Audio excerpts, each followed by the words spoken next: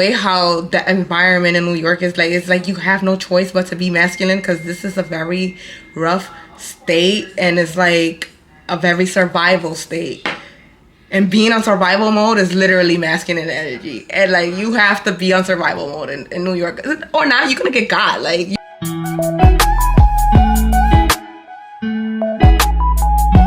then we're gonna talk about mental health, because honestly, my mental, it has been taking a very hard,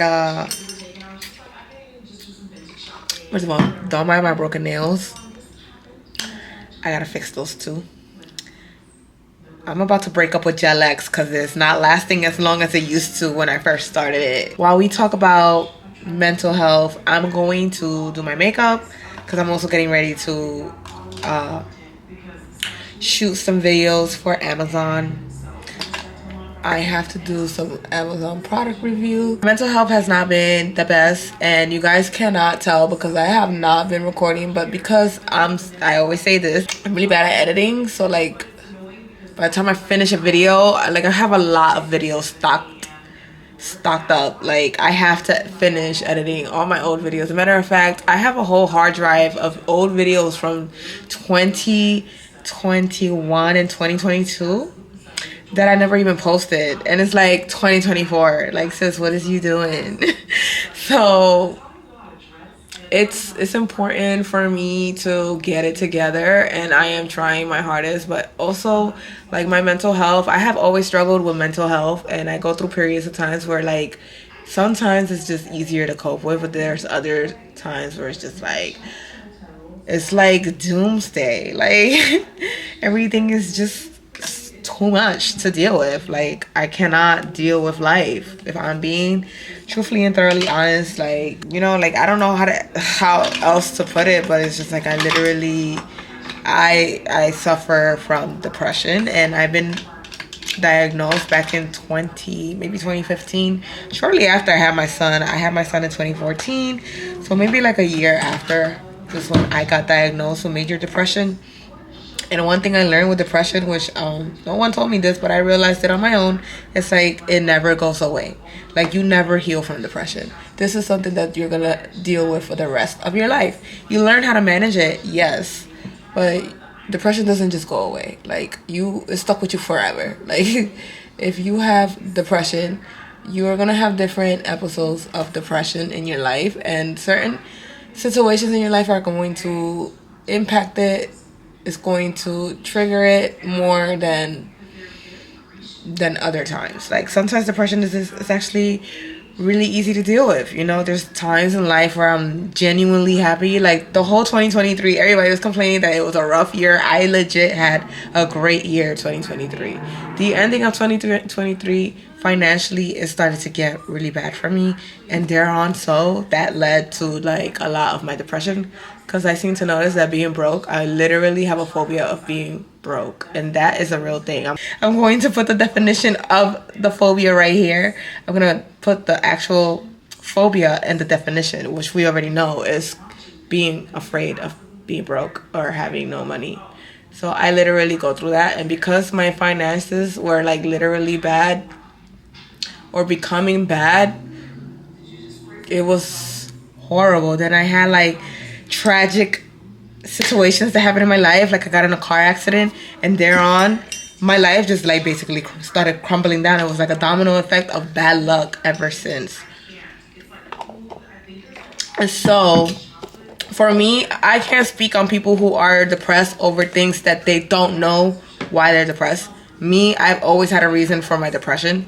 So it's like, it's not that I'm just waking up and choosing to be sad, but it's the fact that, like, when I'm going through a crisis or a tough time, rather, because it doesn't have to be a crisis all the time, but sometimes it's just life be throwing lemons at you. And how I see it is like normal people, and I don't like to say normal people because I'm not abnormal, but how I see it is like normal people will tend to handle situations differently. Me, I literally dwell on a situation, and on top of that, like, I'm an empath, so like,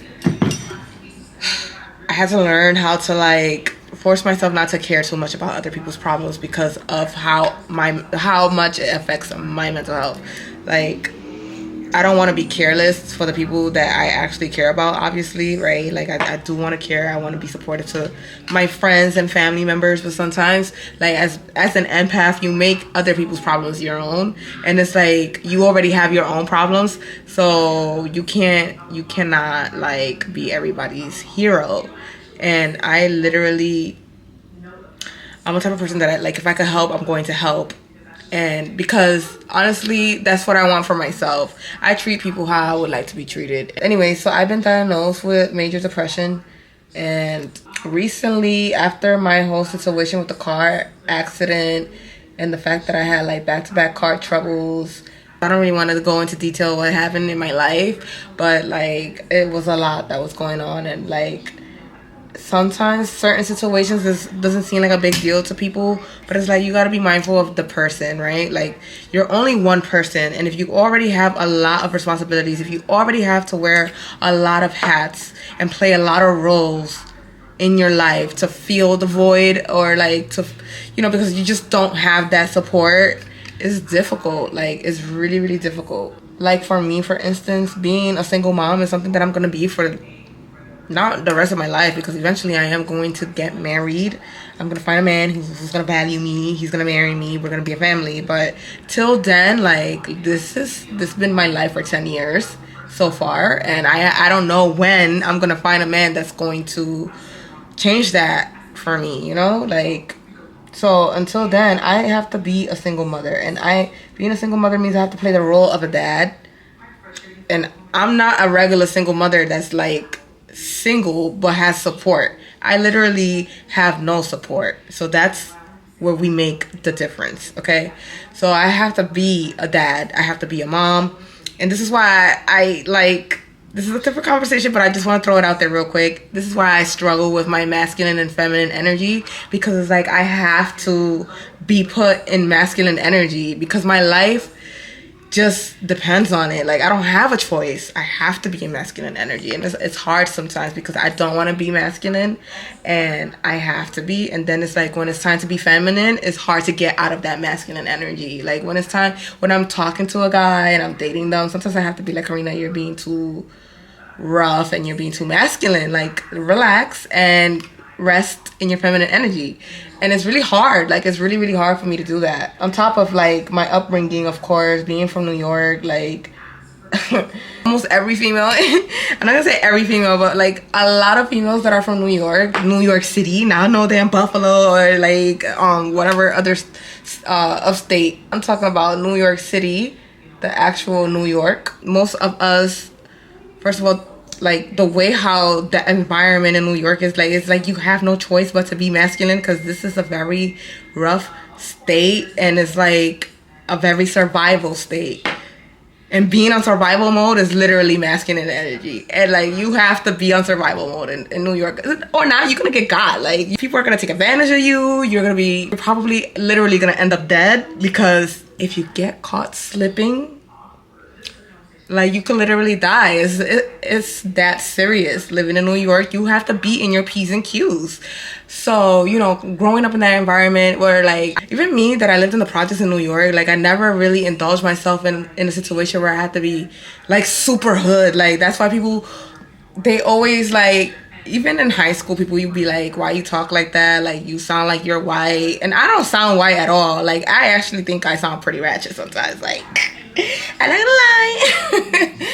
But, like, compared to your typical New Yorkan, like, I literally do not talk like them. Like, yes, I use the slang. But I just don't, I'm not, like, too heavy core on the New York accent and the New York slang.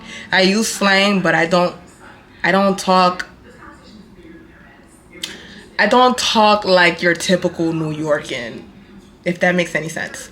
But anywho, yeah, so you gotta be placed on, I'm getting too deep into the conversation, but, like, my upbringing coming from New York, basically what I was trying to say is that coming from New York, you're, like, born with masculine energy. It's embedded in you. There's no way to, like, not have it. You have to do the work to, like, unlearn it.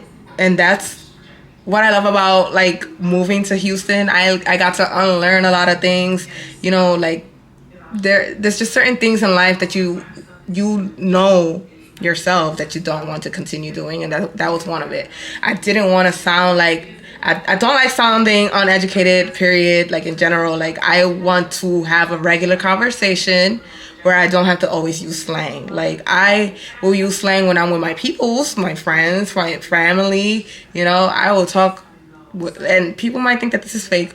To each his own. I think that there's a perfect time and place for everything, and you should learn how to adapt to your environment at all times. Like you cannot literally walk into a job and sound like you from the street. You're never gonna get the job. Like you need to adjust and know when to use certain vocabulary and conversations, how your conversation is gonna flow, your dialect. You have to have certain dialects for different situations. I'm talking and I'm stopping my makeup. I cannot multitask. And this is all from the top of my head, so I have no way to like stay in track of what I'm saying, but I'm trying my hardest. So yeah, like my upbringing has a lot to do with that, and then on top of that is like my situation of being a single mother. I have to battle feminine and masculine energy. So overall, in general, I struggle with my femininity, and I give off the vibe that I'm very feminine. Like until people give me a chance to actually speak and get to know me, I don't think people realize how masculine I am. People look at me and they're always telling me I'm very bougie. I am so girly. I am girly. I love makeup. I love all things girly. I love pink. The color pink is my favorite color. Like, I'm girly. I'm girly, bro. But I'm also very masculine. So people don't know how masculine I am until they actually get to know me. And then they're like, oh, okay. And you know, being masculine is actually pretty cool because you have a level of comfort where you're just like, you know, you're free. You're more free when you're masculine. I don't know if this is making sense, but for me, I'm more free when I'm masculine. I can joke around. I don't have to pretend to like be like you know, like bougie and classy forces you to be a certain kind of way that like me per se, I love it. But that's not all of me. Like, I have a lot of personality within me that I cannot just be, like, a straight-up feminine female. Like, I have to be a little bit of both. But like I said, it's all about balance and knowing when to change. I mean, when to use it, when to lose it, when to dilute it a little bit, you know? But you know, you have to have some kind of personality. You can't be boring all the time, and I'm not a boring person at all. Like, I have a lot of energy within me. I'm really outgoing, but I could also be very like quiet. Like, I could be the complete opposite of that. But anyways, so like I was saying, being in masculine and feminine energy has a lot to do with like the struggle of being a single parent and having no support. So that alone is very, very hard to do when you're battling with depression. Anyone can get depressed off of simply having a lot on their plate and not having any support.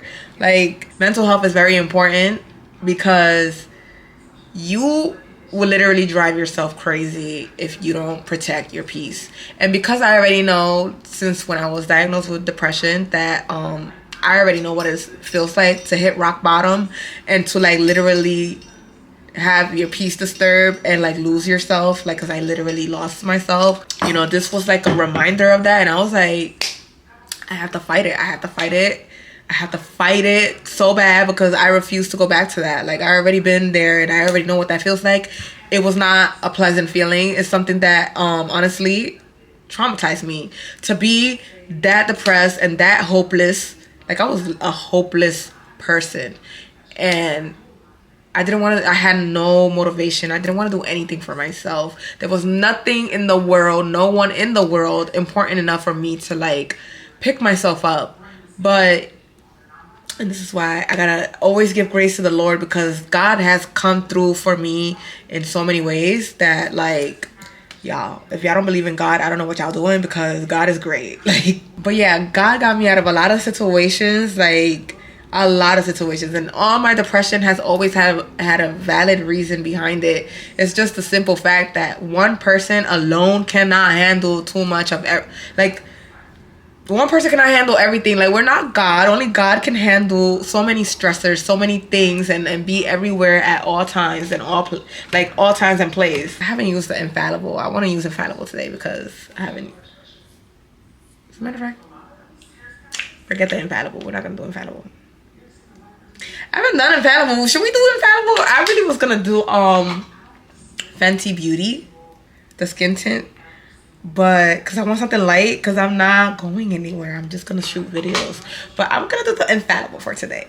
I'm feeling kind of different, and it's giving nostalgia back in the days. I haven't been using this in a while, so we're just gonna go ahead and use it today.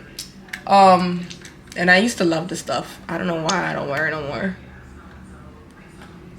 And so what I was saying is that people really, like, when you're going through things and you're not sharing what you're going through with people, and this is probably my bad on my end, because like my communication honestly truly sucks.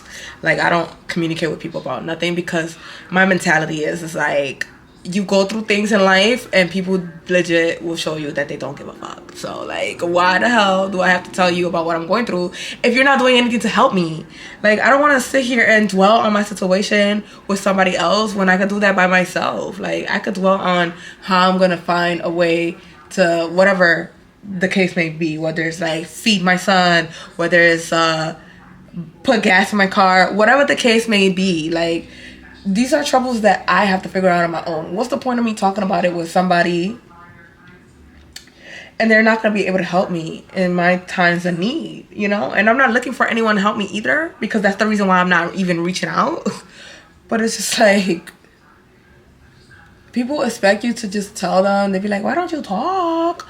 You should talk. If you talk, we will be able to help you. And I'm like, but when I actually ask for help, no one is ever able to help. So you can miss me with that. Like, I don't like talking about my problems with people that I know cannot help me. And I know exactly who I can go to for help, which is like literally 2 people. And after that, nobody else. So if I'm going to talk about my problems, it's going to be with those 2 people, because I know that they could probably, if they can't help me, they're going to assist me and advise me to who may be able to help. So yeah, I'm just like, I don't want to talk about my problems just to talk about my problems. And my mom be like, sometimes you just have to do that, you know? Sometimes you just have to talk about your problems and let it go. I'm not too fond of doing that though. Like, I feel like people nowadays, in this generation, in this day and age, people just want to be nosy and know what the hell you got going on. People will feed and not feed, but like, people really like, and they prey on your downfall. Like, people really enjoy hearing when you're going through things. Like, people really don't like seeing people do good in life. It's late in the afternoon, y'all. The light done went down. The sun, I said the light. The sun done went down. It's 6:21. Let me turn on my light.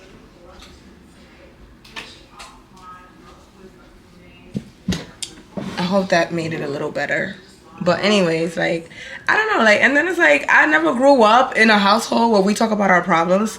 So it's really, really hard for me. This is why I have problems communicating, because in my household, we didn't do much communicating. Like, the only communication we had was me with my sister. Like, coming from home from school, we would, you know, play, and that was our communication, playing around. As we got older, she had a baby at a young age.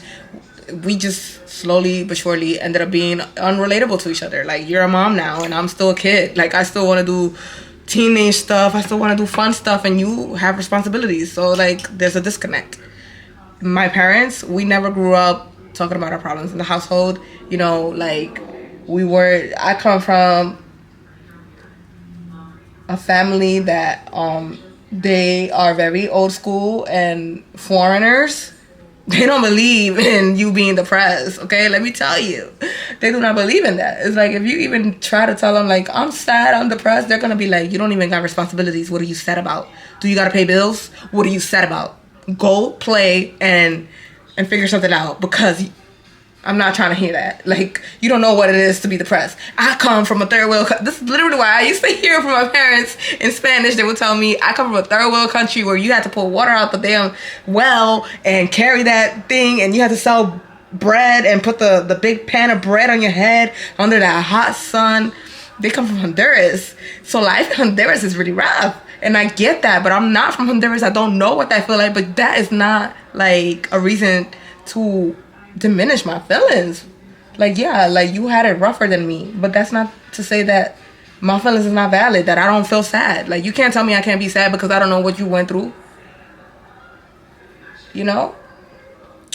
It's that kind of thing that was really, really, like, growing up. It was like, oh my God, like, I'm even scared. Not even scared, but it's like, how dare I even speak on how I feel when these people, I guess they're right. Like, I don't really know what struggle is. I don't know what depression is because they had it way harder. Like, they literally come from a education where, like, if you behave bad in school, you got slapped with a ruler in school. And, like, that is literally abuse. That does not happen here in America. But they literally had to go through that. And, you know, like, just because I'm not going through that doesn't mean that what I'm not going through doesn't affect me.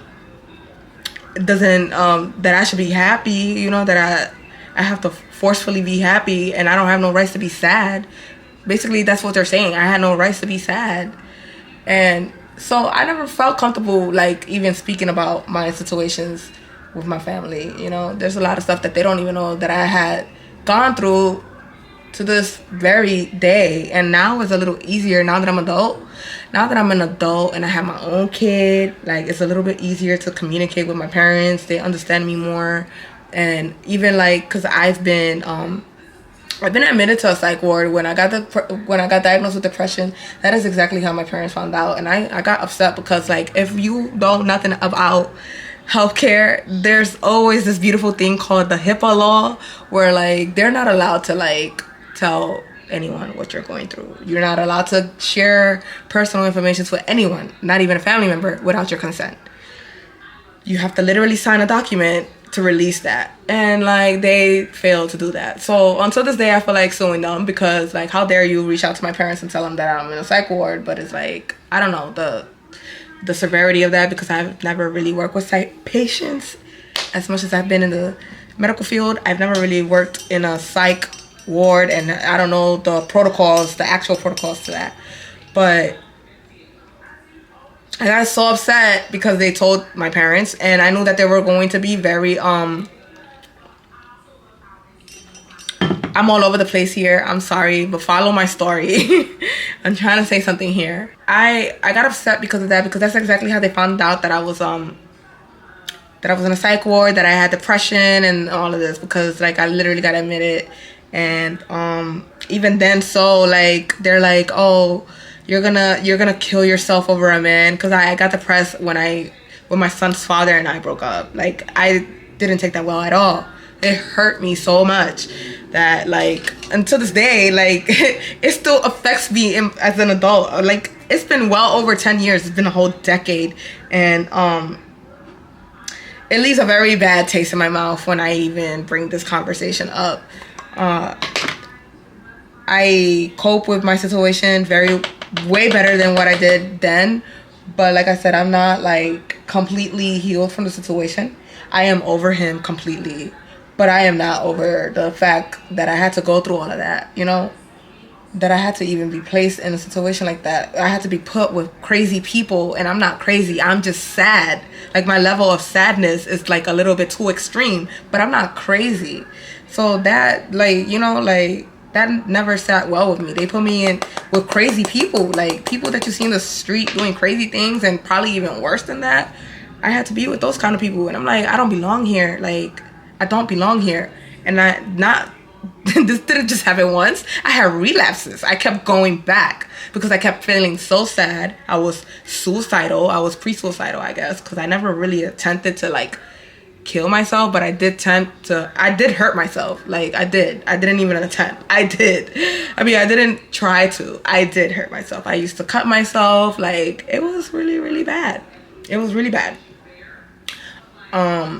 So, like, this is why I kept having relapses, and they kept trying to, like, put me in the psych ward. And I'm like, I don't belong here with these crazy people. So eventually, like, it really did stick in my head. It really did get embedded in my head. Like, all right, Karina, if you don't want to be here with these crazy people, then you're going to have to try something different. Like, you're going to have to do something else. Like, you can't keep trying to harm yourself if you don't want to be here. And if you're gonna harm yourself, you better do a good job to the point that you actually kill yourself, so that you don't have to be here with these crazy people. Because to me, it was worse to be with the crazy people than to be dead. I knew that I didn't want to die. I knew I didn't want to die, which is why I never had the actual courage to kill myself. And I thank the Lord for that, because that's nothing but God. But all in all, like, my situation from that very moment on, where like I was literally at rock bottom, where life did not even matter, like I really wanted to be dead, I prayed on my death every single day. Like, do you know anybody that prays to die? I literally will wake up and cry and then pray to die.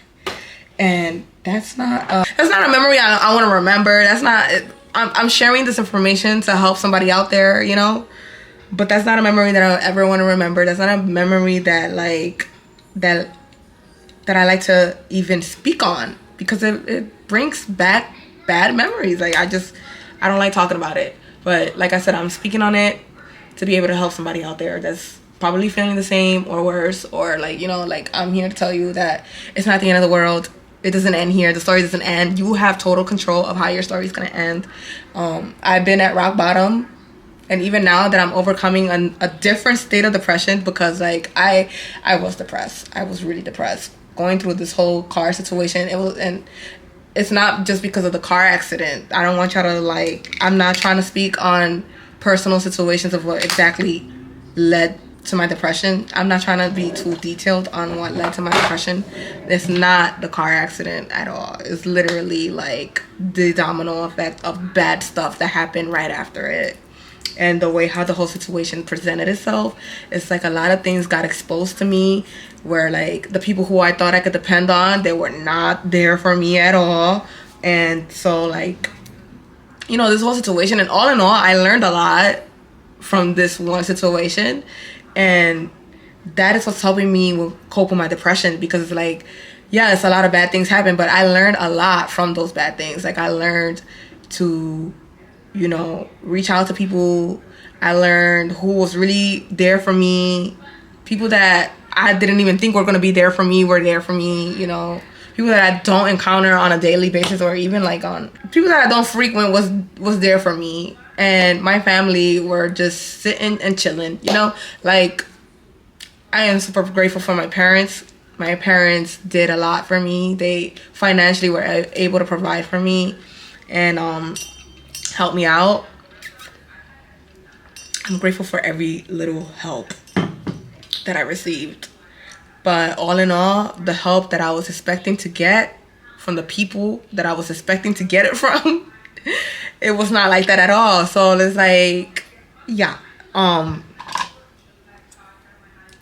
it was very eye-opening for me. And I'm gonna put a little bit of eyeliner, and it was really eye-opening for me. And all in all,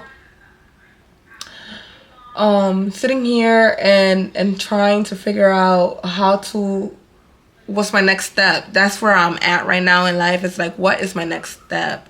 Because I've like, it felt like a marathon. I don't even know how to explain it, but basically it felt like I was going through a phase where like I had to take blows. Like, people were just, like, I was getting jumped by demons. I'm laughing, but I'm so serious. Like, it literally felt like I was getting jumped by demons. Like, I really was, like, how it felt was like I was taking low blows, and it would knock me down on the floor, and I was crawling, and then people were still like having no mercy on me and still blowing at me, like throwing blows at me. That's how it felt until the fight was finally over, and I was like, oh my God, it's finally over. Thank you, Jesus. Like, I literally felt when it was over too. I felt relieved. Like, I cried so much, and throughout the whole process I wasn't really crying because I had to stay strong, because my son was watching me, you know, like, he was watching my every move. I could not do anything. It's one of those situations where I couldn't run from it. And before, when I had the first state of depression, he was a kid. He didn't know any better. He didn't know what was going on. Now he's still a kid, but he's a big kid. He's 9 years old, and he's very well aware of what's going on. So I can't lie to him and no, it's not fine. And then it's like, my son was so used to having a car that like not having a car was really taking a toll on him. And it's like, oh my God, are we being privileged? Like, my camera said it was overheating. I don't know why my camera keeps doing that. My camera's new and it should not be overheating. But I finished putting on my makeup. I'm just gonna put my setting spray. I have nothing left. Wow. But then I'm gonna fix my hair a little bit, and that's gonna be that for the makeup look. But basically what I was saying was that it was a little bit different this time around because my son is way much older and he's actually aware of what's going on. I can't sit here and lie to him and tell him to just like disregard everything that's going on and go to your room, because like we're literally living the moment of like struggle. And again, it's like it kind of was like, are we privileged? Because like he has never had to take a bus a day in his life. Like, well, we did when he was first born, because that was before I even started driving. We used to take buses, but he was very little. He don't remember that. Like, since grade school, since he started daycare, I had a car, and he hasn't had the need to take He hasn't had the need to take public transportation in a while, so it was a little different for him, and it was affecting him, and he was very sad. And then it's like he's seeing me be sad, and it's just like he's seeing me struggle, and I've never showed my son struggle ever in my life. Like, for the 10 years that I've been doing the single mom thing, like, I've been doing it really, really good. I've never shown him struggle, and this is the one time that I felt so defeated where I was not able to like control that, and that affected me a lot. But all in all, I ended up surpassing my depression. You know, what kept me going was my faith in the Lord. Like, God has really come through clutch for me multiple times, and it's like I never really wanted to identify myself as a Christian, and I still don't. But like, if that's the case, then I'll be a Christian. But like, I know I'm not a saint, and I do a lot of non-godly things, and God is working on me. So like, when it's time, it will be time. And I would just let him take the control. Like, I'm at the point where like I don't want to fight my relationship with the Lord anymore. Like, it's kind of embarrassing to me at some point, because it's like I don't want to come off as like a person that, you know, that's all about God and preaches God, that comes online and then preach about God and talks to you about God and God this, God that. And like, God is really that great that I really don't mind talking about God, and I will continue to talk about God. But like, also, I don't want y'all to think that I am being a hypocrite, that I'm talking about God and then you see me pouring a drink or like, you know, engaging in ratchet activities. Like, I want you to understand that my relationship with the Lord has nothing to do with how I am as a person. I'm not a saint. I am just God's child. I'm God's child, but I'm not a saint. So don't portray me to be a saint, because I'm not even trying to be a saint. I'm just trying to have a good relationship with the Lord, because the Lord, that's the least I could do for him. He has come through clutch for me, and he's going to continue. So all in all, what I did do was I developed a very stronger relationship with the Lord. I had a good relationship then. And my relationship with the Lord has come a long way, because at some point I was even starting to think that I was atheist at some point, you know. But like, every time I went through something, I have always reached out to God, and he has always answered prayers. Everything I ask for, he gives to me. It might not happen when I need it, but he always gives to me. So I'm like, God has always shown his loyalty to me. Why can't I do the same, you know? So I made it my business to like listen to online sermons. I don't go to church, but I do it online. Every Sunday I'm online, and I'm like literally watching people preach. My favorite thing to watch as like Sunday service is Sarah Jakes, TD Jakes' daughter. That is my favorite person. She preaches, she speaks to my soul, she moves me. I literally cry tears when I listen to her, because she's just so powerful. I love her. And so I did that, and also I started therapy, and it's very weird. To this day, I don't really like therapy. I'll be honest, I never really liked therapy. This is not my first time doing therapy.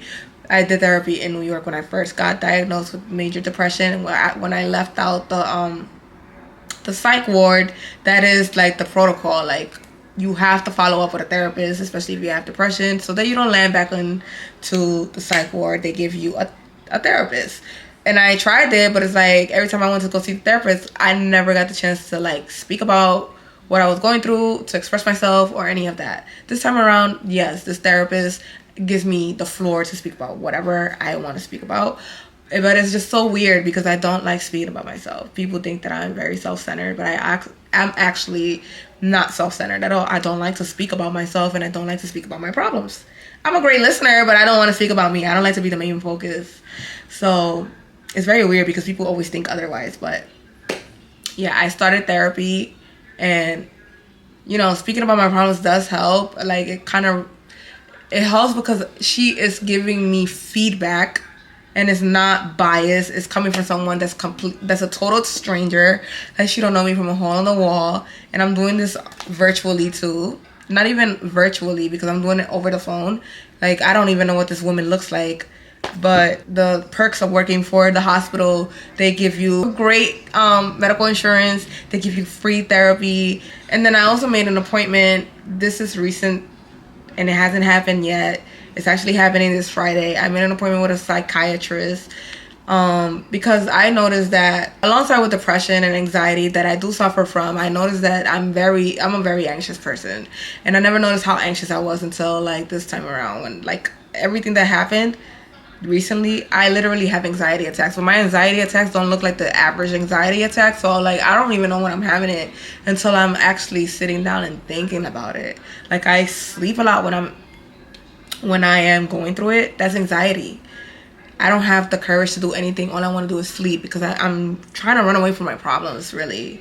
And that's anxiety. That's an anxiety attack. Also, I excessively clean. Like, I'm always cleaning. Like, I gotta keep cleaning when I'm going through it, when I have situations going on.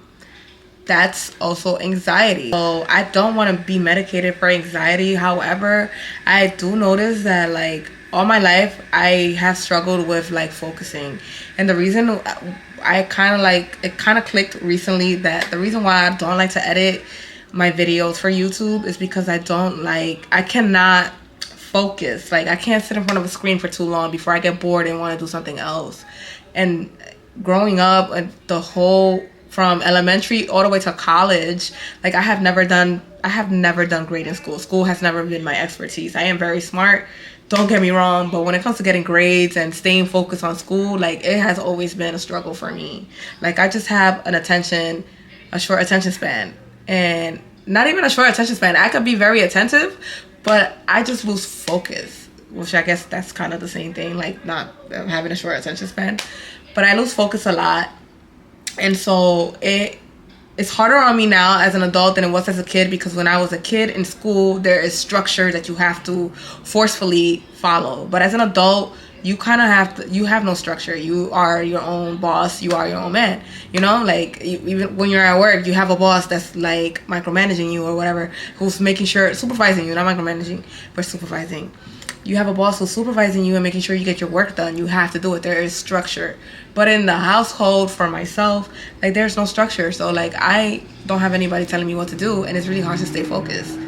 And so I booked an appointment with my psychiatrist so I can finally see if